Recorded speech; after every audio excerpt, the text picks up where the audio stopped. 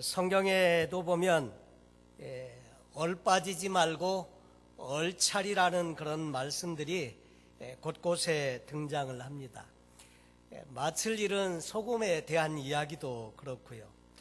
여러분, 한국말로 얼이라고 하는 말이 무슨 말인지 혹시 아시나요? 얼이라고 하는 말은 원래는 알이라고 하는 말이었다고 해요. 뜻알이고 생각알이고 느낌알이고 또 마음알이라고 하는데, 마음이면 곧 몸알이라고 이렇게 하고요. 그리고 몸알은 곧 사람알이라고 한다고 해요. 사람알은 다른 모든 알과는 달리, 그래서 홀소리로 알을 얼로 바꾸어서 얼이라고 했습니다. 그래서 얼굴의 본딘말은 얼골인데 입뿌리는 얼꼴이라고 해요. 그래서 지금은 이게 사람의 얼굴, 낯을 가리키는 말이 되었지만, 얼굴의 원래 말의 뜻은 몸을 가리키는 단어였다고 하는 거죠. 그래서 얼뜨기라는 말은 얼이 떠버린 사람을 얼뜨기라고 하고요. 얼빙이는 얼이 비어있는 사람이 얼빙이고, 또 얼 나간 짓을 하는 사람을 얼간이라고 한다는 거죠. 우리 크리스찬도 마찬가지입니다. 제대로 박혀있을 것이 박혀있을 때 진짜 제대로 된 삶을 살게 되는데, 그것이 빠져버리면 얼뜨기, 얼간이 이렇게 되어버리듯이 신앙의 삶을 사는 사람들도 비슷하게 되기 쉽다고 하는 거죠. 지난 주간에 저는 부흥에 대해서 함께 말씀을 나누었습니다. 정말 이 시대는 보면 하나님의 부흥이 절대적으로 필요한 시대에 우리가 살고 있다고 말씀드렸고요. 이 부흥이라고 하는 것은 단지 숫자적으로 성장하는 것이나 일이 잘 풀리는 것이나 이런 것을 부흥이라고 말하지 않고, 원래의 뜻은 죽어가던 것들이 다시 살아나는 것, 이것을 부흥이라고, 원래의 그 히브리 단어가 표현하는 단어는 바로 그런 뜻이라고 말씀을 드렸습니다. 다시 말해서 깨우고 살리는 것, 이것이 부흥이다 하는 거죠. 사실 우리는 답이 없는 세상에서 살고 있는데, 오늘 저와 여러분에게 필요한 것도 부흥이라고 생각이 되어집니다. 여러분, 부흥이 와야 갈급한 심령이 살아나는 거예요. 부흥이 안 오면 살아나는 이게 어렵다 이거죠. 아프리카 대륙에 대한 이 다큐멘터리나 이런 것을 보면 동물들이 나오잖아요. 야생 동물들이. 근데 야생 동물들이 나오는데, 이 동물들이 되게 초식 동물도 있고 육식 동물도 있어요. 그런데 이 초식 동물들이 이제 건기가 되면 풀이 다 말라서 죽어가요. 그리고 물도 없고요. 그러니까 막 죽어가는데, 이 짐승들이 건기가 지나면 우기철이 오게 되는데, 우기를 그렇게 기다리는 거죠.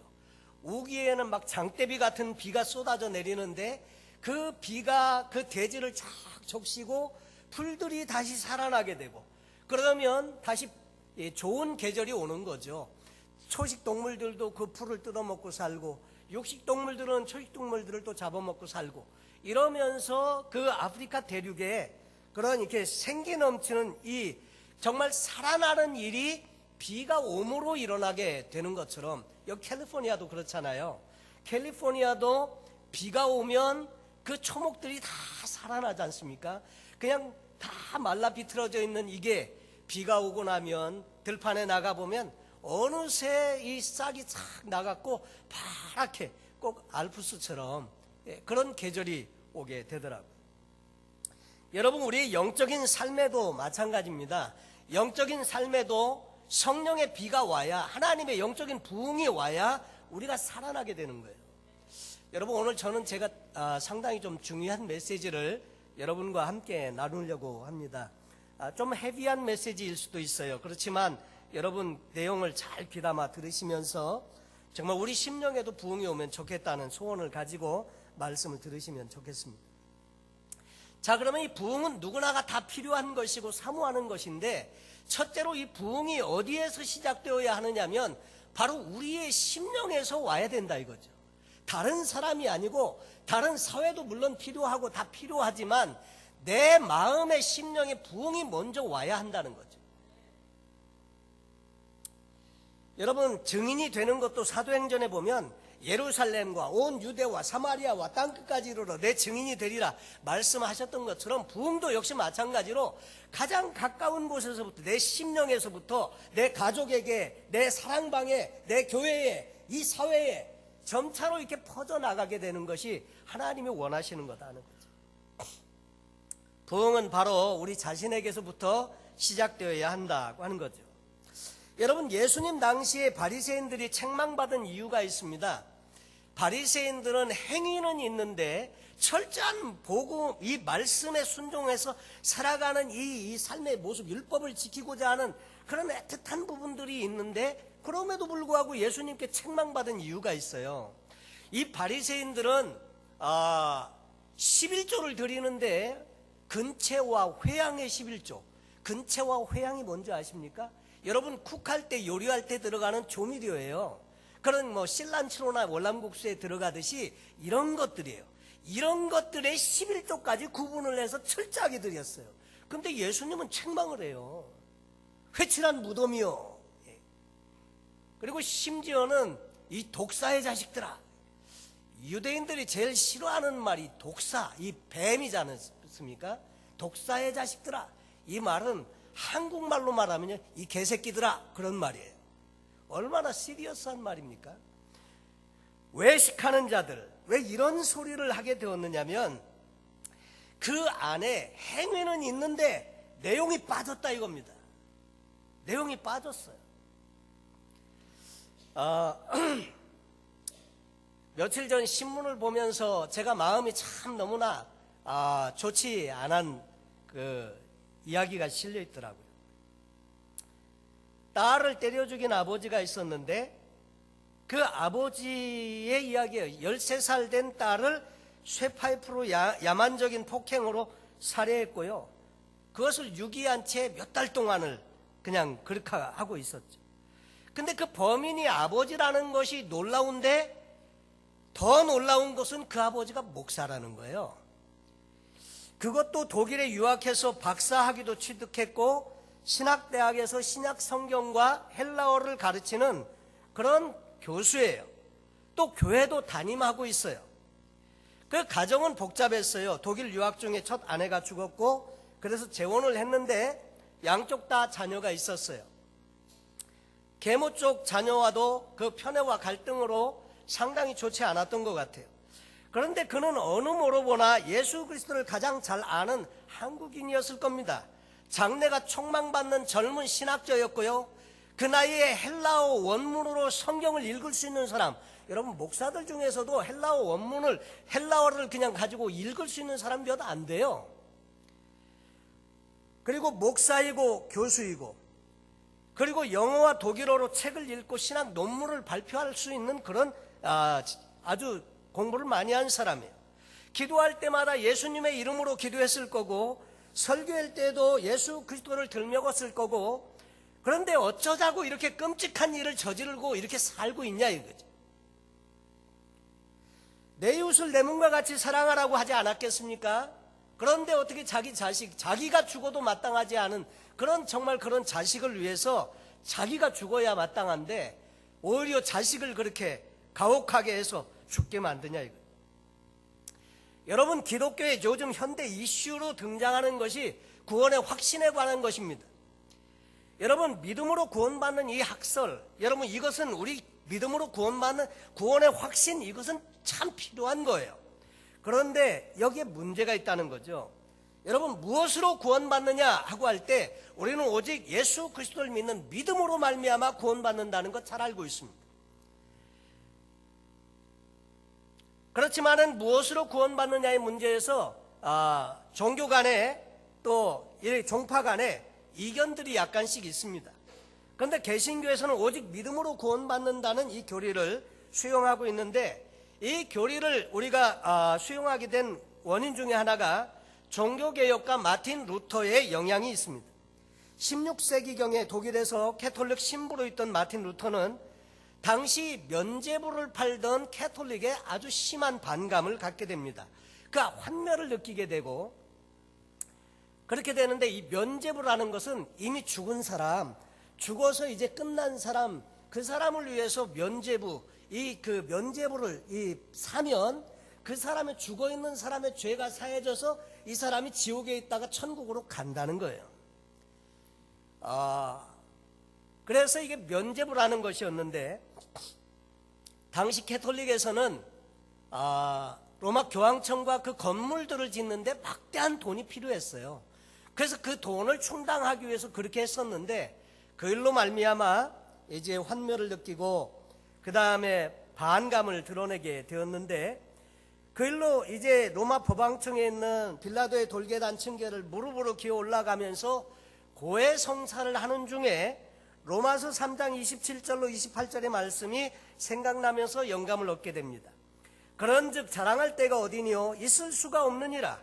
무슨 법이냐 행위로냐 아니라 오직 믿음의 법이니라.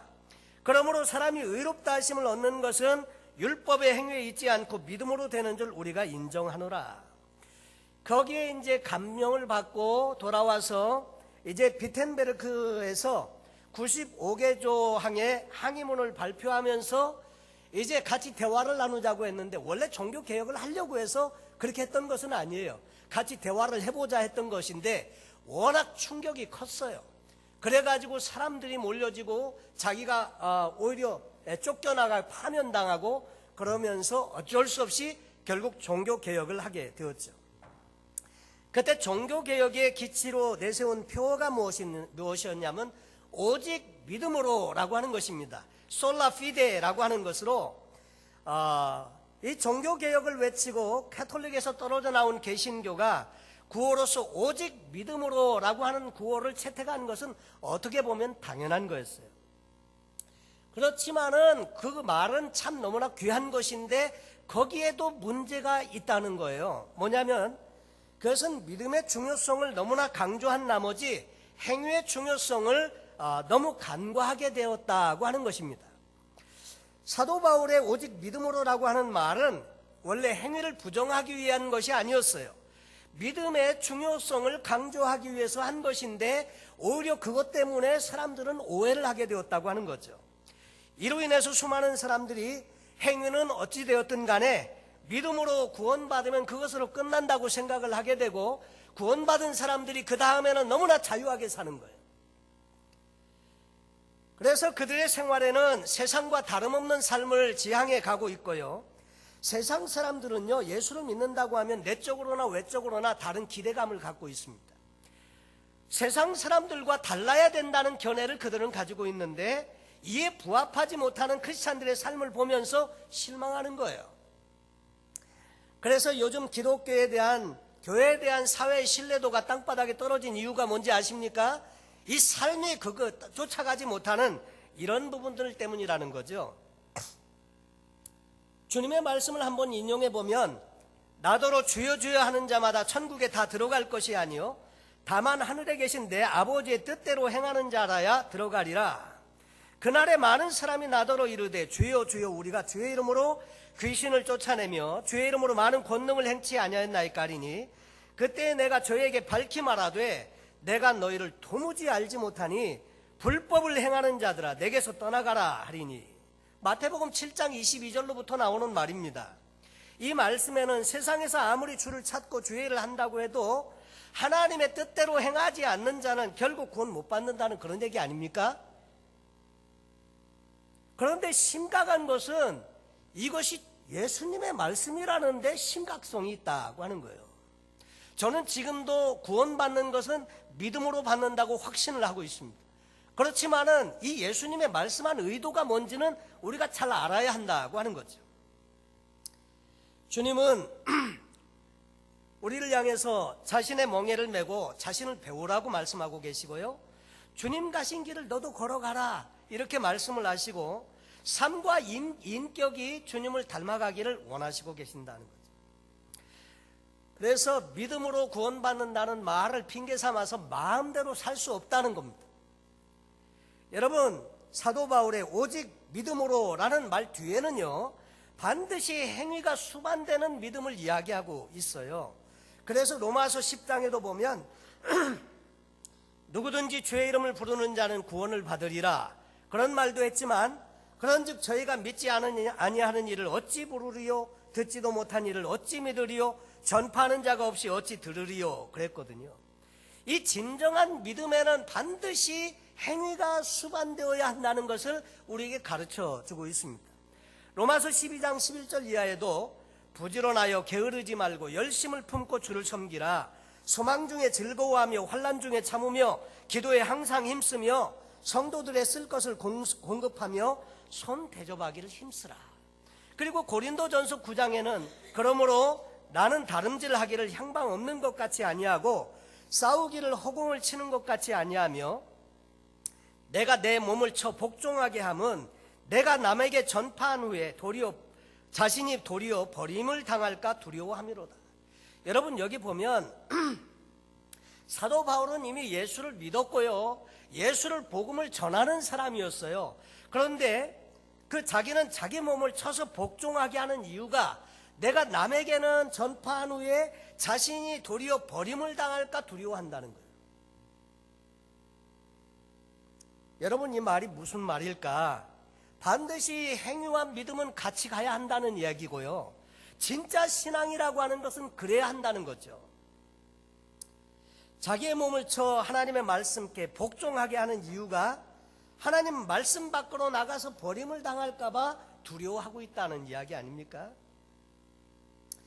우리가 이렇게 보면, 저 자신도 보면, 가끔 보면 너무나 형식적이고 신앙생활을 오래 하다 보면 매너리즘에 자꾸 빠지게 되고 익숙해지면 그게 이제 초심을 잃어버리게 되고 그런 경향들이 많이 있잖아요. 그래서 요즘 현대에 많은 크리스찬들의 삶을 봐도 그렇고요, 지금은 종교적인 신앙의 행위, 바리새인들이 책망받은 것 같은 그런 신앙을 버리고 진짜 아름다운 회복이 있는, 살아있는 이런 신앙의 부흥이 필요하다는 거죠. 오늘 누가복음 7장 11절로 17절에 보면 예수님께서 과부의 아들을 살려주신 기적 이야기가 성경에 등장을 합니다. 이 이야기는 누가복음에만 나오는 이야기인데, 성경에 보면 예수님이 죽은 사람을 살려준 세 가지 케이스가 있습니다. 3번 살려주셨는데, 회당장 야이로의 딸 12살짜리 어린 여자아이를 살려주신 일이 성경에 있고요, 죽은 나사로를 살려주신 일이 있고, 여기 나인성 과부의 죽은 아들을 살려주신 내용이 3번이게 등장을 합니다.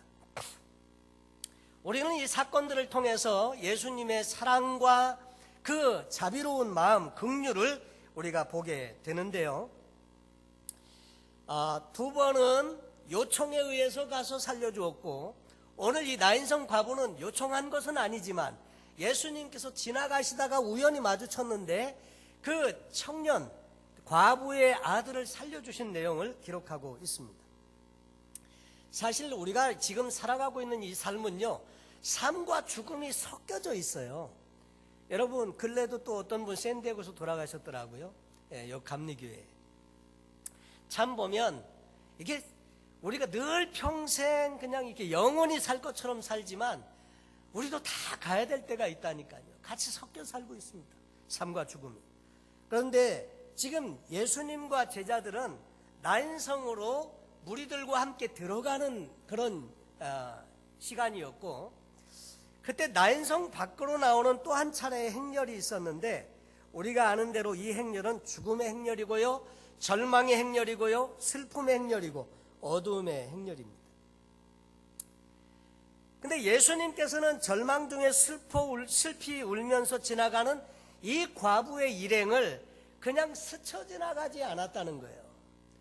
관심을 가지고 보셨고 그 과부를 불쌍히 여기는 마음이 있었습니다. 그리고 그 과부를 주목하시면서 13절에 울지 말라, 울지 말라 이렇게 말씀을 하셨다고 하는 거예요. 여러분, 이것은 단순히 그냥 한 사람의 위로의 말이 아니고요, 전능하신 하나님 그분께서 인생들을 향해서 죽음을 보고 그 슬피 우는 인생들을 향해서 하시는 그런 말씀이라고 생각이 되어집니다. 그리고 예수님께서 그 과부를 불쌍히 여기시고 그래서 그를 측은히 여기셨다는 거예요. 지금도 물론 그렇지만 옛날 예수님 당시의 과부는 참 살기 어려웠습니다. 남편이 없다는 거, 그것은 정말 삶이 정말 기댈 데가 없다는 거고요. 남편이 없이 산다는 것이 그 당시에는 너무나도 힘들고 어려웠어요. 그래서 가장 불행하고 불쌍한 사람의 대명사가 과부, 고아였습니다. 근데 이 과부는 살아가면서 남편이 없죠. 근데 자식이 하나 있는데, 아들 하나 있는데 독자라고 되어져 있습니다. 근데 아들 하나야. 이 아들 하나 보고 그저 인생을 살고 있는데 이 아들이 죽었어요. 그러니까 이 과부는 얼마나 슬퍼했을까. 그런데 예수님께서 지나가는 행렬을 멈추게 하시고 그 관에 손을 대고 이렇게 말씀하십니다. 성경에 보니까 청년아, 내가 내게 말하노니 일어나라, 일어나라. 결과는 어떻게 되었느냐면 죽은 자가 관에서 일어났고요, 이야기를 했어요. 그리고 그 아들을 그 과부에게 이렇게 인계해주는 예수님의 모습을 보게 됩니다. 여러분, 예수님 만나면 살아나는 역사가 있어요. 예수님 만나면 죄에서 해방되고 자유케 되어지는 역사가 있어요. 예수님 만나면 인생이 바뀌고요, 새로운 삶을 삽니다. 예수님 만나면 절망이 희망으로 바뀌고, 예수님 만나면 저주가 물러가고 축복이 오고요, 예수님 만나면 죽어가던 인생이 다시 살아나고 부흥을 경험하고요, 싱싱하게 살아나는 이 하나님의 은혜를 경험하게 산다 이거죠. 그러니까 부흥의 키는 뭐냐면 예수님 만나는 거예요. 성령님을 통해서 우리가 부흥을 경험하는 겁니다. 여러분, 제가 말씀을 매주마다 전하는데 저는 부흥을 줄 수 있는 능력이 없어요. 여러분을 절망해서 정말 복된 축복의 삶으로 그렇게 만들어 줄 수 있는 능력이 없어요. 다만 저는 그렇게 해주실 수 있는 예수님을 소개하는 거예요. 그리고 같이 그 예수님께 나가자는 거고요.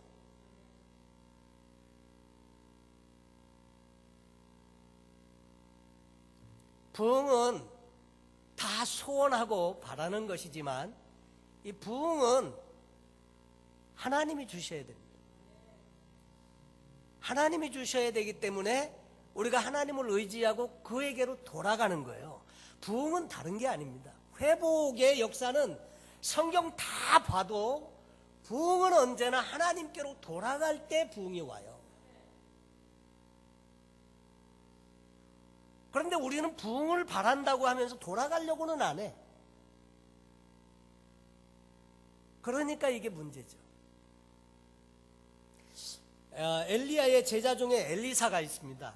이 엘리사, 나중에 보면 엘리야의 그 갑절의 능력을 받아서 놀랍게 사역을 감당했던 그런 선지자입니다. 근데 구약 시대를 대표하는 가장 강력한 그리고 가장 대표적인 그 선지자는 엘리야예요. 엘리야인데 엘리야에게 많은 제자들이 있었습니다. 근데 이 갑절의 영감은 누구에게 왔느냐면 엘리사에게 왔어요. 근데 엘리사가 엘리야를 계속 쫓아다녀요. 쫓아다닐 때 엘리야가 물어봤어요. 내가 구하는 게 뭐냐? 그랬더니 엘리사가 말하기를 선생님의 갑절의 영감을 원합니다. 그랬더니 여러분, 능력이 그렇게 많은 선지자, 능력의 종, 하나님의 사람 엘리야지 않습니까? 그래, 그러면 이리 와, 내가 안수할게. 안수기도 한번 딱 해주면 될 것 같은데 안 해요.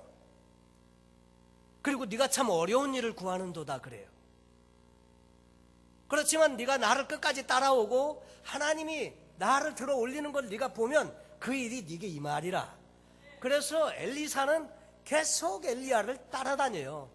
요단으로 가면 요단으로 가고, 또 저쪽으로 가면 길갈로 가면 길갈로 가고, 다 계속 쫓아다녀요. 그런데 그 요단강가에서 이제 같이 가고 있었는데 갑자기 불말과 불병거가 나타나서 엘리야와 엘리사를 나눠 놓습니다. 그리고 회리바람이 일어나면서 엘리야가 하늘로 막 올라가는 거예요. 그때 그 엘리사가 외쳐 부르죠. 부르면서 나의 아버지, 나의 아버지, 이스라엘의 병거와 마병이여. 그러면서 그 안타깝게 쳐다보고 있을 때 엘리야가 올라가면서 겉옷을 던져줘요. 그 겉옷을 받아가지고 오면서 이제 자기 옷하고 둘둘 같이 말아가지고 요단강을 치면서 엘리야의 하나님은 어디 계십니까? 그러면서 막 물을 치는데 물이 갈라지는 거예요. 그래가지고 엘리야가 같이 그렇게 해서 건너간 것처럼 요단강을 가르고 건너와요. 그것을 보면서 다른 선지자의 생도들이 그 엘리야의 영감이 엘리사에게 임한 것을 보고 그 앞에 머리를 숙이죠. 여러분, 그런데 엘리야가 그렇게 구하는데 사랑하는 제자이고 주고 싶은데 왜 못 줄까요? 내가 참 어려운 일을 구하는도다. 그거는 엘리야가 그렇게 말한 이유는요, 그거는 하나님이 주셔야 되기 때문에 그래요. 그래서 참 우리가 부흥을 구한다고 하면 이 주님께로 가야 된다는 거예요. 하나님께로 돌아가는 거예요. 그럴 때 진정한 부흥이 오게 되는 것이고요. 여러분, 이 절망 중에 아들을 잃은 슬픔으로 그 장래의 행렬을 이렇게 쫓아가던 이 과부가 예수님 만나고 아들이 살아나는 역사를 경험하고 죽었다가 살아나는 거, 이게 부흥이라고 그랬지 않습니까? 살아나는 거, 이게 부흥인데 우리 주변에도 정말 그런 안타까운 현실들이 많잖아요. 그런데 주님 만나야 된다 이거예요. 여러분 가정에도 부흥이 와야 되지 않습니까? 정말 이 부흥은 답답하고 컬컬한, 정말 땅이 쩍쩍 갈라지고 말라져서 더 이상 어떻게 해볼 수 없는 그런 땅에 비가 그냥 장대비 같이 내려가지고 적셔서 그래야 싹이 나고 그 밭이 이 초목이 살아나듯이 하나님의 은혜가 와야 된다 하는 거 아닙니까? 그거는 주님께 나가셔야 돼요. 저는 안내자일 뿐이에요. 주시는 분은 하나님이시라니까요.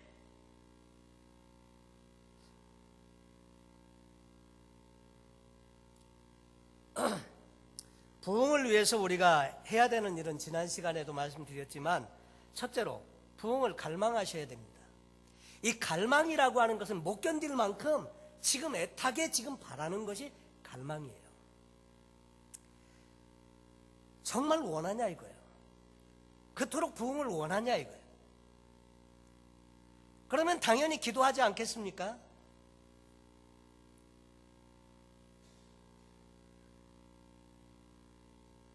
정말 그렇게 원한다면 얼마든지 모든 것을 제쳐놓고 할 수 있습니다.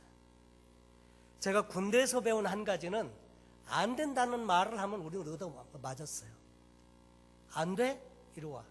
얻어 맞았어요. 안 되는 일이 없어요. 하나님 의지하면, 우리가 정말 그 마음으로 주님 앞에 나가면 반드시 하나님은 부흥을 주십니다. 그리고 부흥을 위해서 기도해야 합니다. 그 전에 과테말라에 갔었을 때 알몰론가의 그 기적이라는 그 내용의 영상을 우리 같이 보고, 그 알몰론가에서 제가 가서 보았던 내용들을 같이 나눈 적이 있었는데, 우상 숭배로 들끓고 있던 마을, 그리고 정말 그 가정마다 힘들고 어려운 그런 그 마을이 깨끗하고 행복하고 활기 넘치는 도시로 바뀌었다는 거예요. 가정은 회복되고 빈곤은 완전히 사라졌습니다. 그 전체 도시의 모든 교회가 살아나게 되었고, 과테말라 사람들은 알몰론가라는 도시를 교회의 도시라고 일컫게 되었다고 하는 거죠. 사람들 사이에 음주 습관도 사라졌고, 술집들 36개 중에 33개가 문을 닫았고, 그리고 범죄율은 감소해서 4개나 되는 감옥이 더 이상 감옥이 필요 없게 돼서 이제 그 결혼식을 하는 장소로 바뀌게 되었고, 이렇게 된 배경에는 그 지역 출신의 마리아노 목사님의 목숨을 건 중보기도가 있었고 성도님들의 기도가 있었더라 하는 거죠. 금식하고 기도하고 하나님의 은혜를 구할 때 그 결과로 교회들이 눈에 띄는 성장을 가져오게 되었고, 정말 하나님의 역사로 말미암아 토질도 바꿔줬어요. 홍당무 하나가 이만씩 그렇게 바꿔줬어요. 그래서 우리 하나님께서 부흥을 주시기를 위해서 우리도 기도해야 될 줄로 압니다. 에레미야서 33장 3절에 너는 내게 부르짖으라 내가 내게 응답하겠고 내가 알지 못하는 크고 비밀한 일을 내게 보이리라. 여러분, 그래서 마음에 부흥을 갈망하시고요, 기도하시면 좋겠습니다. 여러분 가정을 위해서, 남편분들을 위해서, 내 신앙의 영적인 부흥을 위해서, 또 아내들을 위해서. 말씀도 잘 배우는 것도 필요하고요, 그리고 정말 기도하는 일이 많이 필요해요. 하루에 적어도 30분 이상은 꼭 기도하실 수 있기를 바랍니다. 우리 재직들, 집사님들 이상은 가급적이면 1시간 기도하는 걸 목표로 해서 기도하시면 좋겠어요.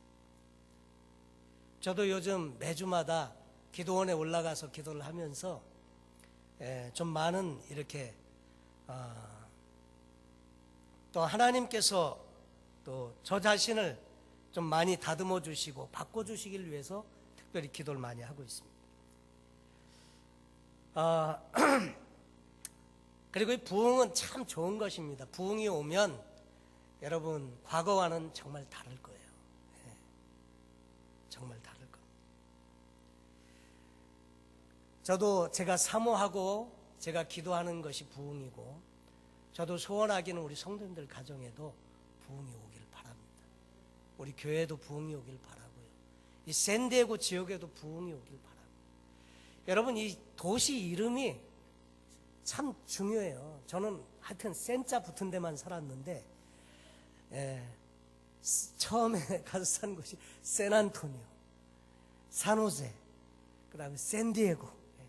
센자의 의미는 세인트의 약자잖아요.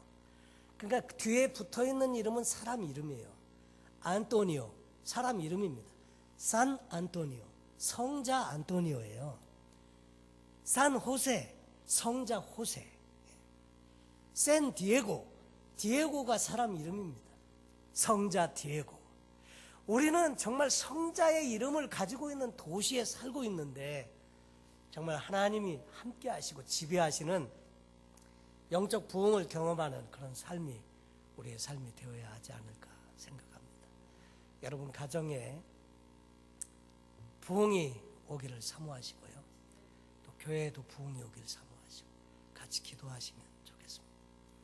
그리고 정말 우리가 형식적인 신앙을 벗어버리고 우리가 믿는 바와 사는 바가 일치해서 하나님을 기쁘시게 하는 그런 복된 성도의 삶이 다 되시기를 예수님의 이름으로 축원합니다. 기도하겠습니다.